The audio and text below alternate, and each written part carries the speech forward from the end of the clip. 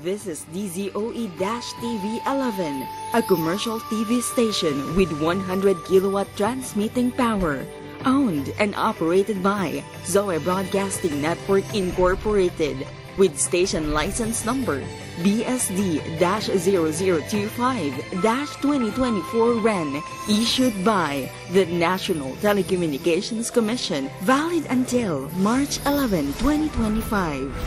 Zoe TV11 studios are located at the 22nd floor Strata 2000 building, Emerald Avenue, Ortigas Center, Pasig City, with transmitter at Barangay San Roque, Antipolo City.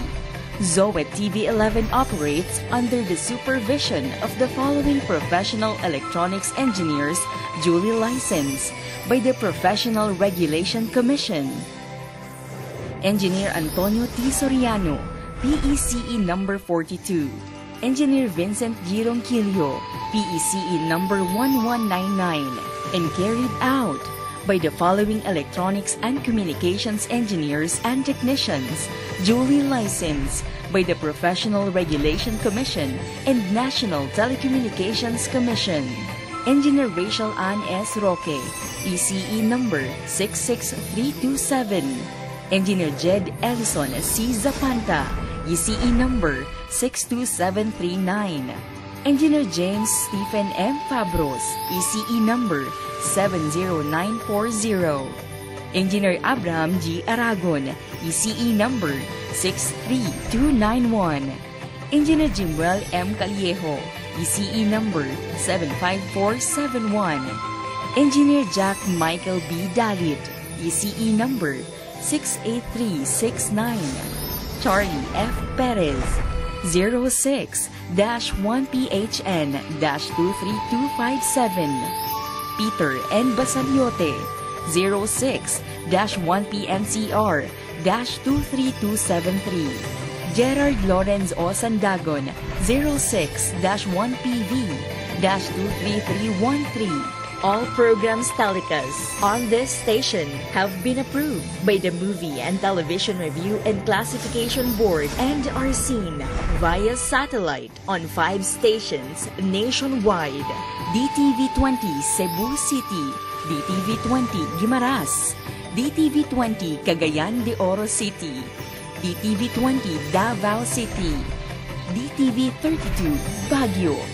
This is Zoe TV11, now signing on.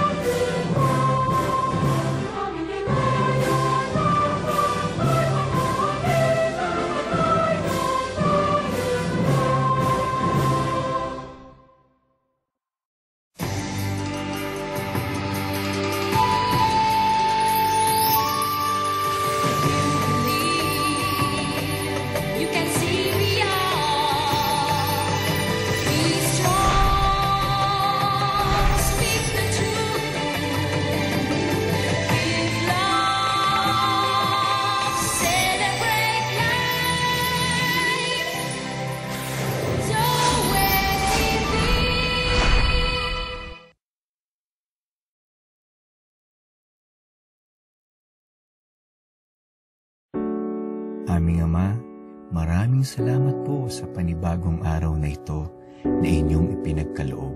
Salamat po sa bagong lakas, sigla at biyaya na patuloy ninyong ibinibigay.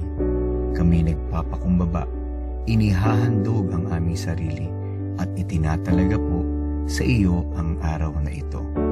Dalangin po namin na kami maging daluyan ng buhay, paglilingkod, pagpapala at liwanag sa nakararami. Turuan mo po kaming lalong manatili sa iyong salita at samahan po kami nang sa gayon higit na kami makaimpluwensya ng katotohanan. Kasihan mo po kami ng iyong Santong Espiritu upang lalo naming maisulong ang iyong kaharian at katwiran saan mang dako mo po kami dalhin. Punuin mo po kami muli ng pagmamahal sa iyo sa aming pagsunod. Dumaloy ang pag-ibig mo sa pag-abot at paglilingkod namin sa aming kapwa. Tulungan po kaming maging matapat sa lahat ng aming kilos at salita at makita ang integridad sa lahat ng aming ginagawa. Ito po ang aming samot dalangin sa pangalan ng iyong bugtong na anak na si Jesus, ang aming Panginoon at tagapagligtas. Amen.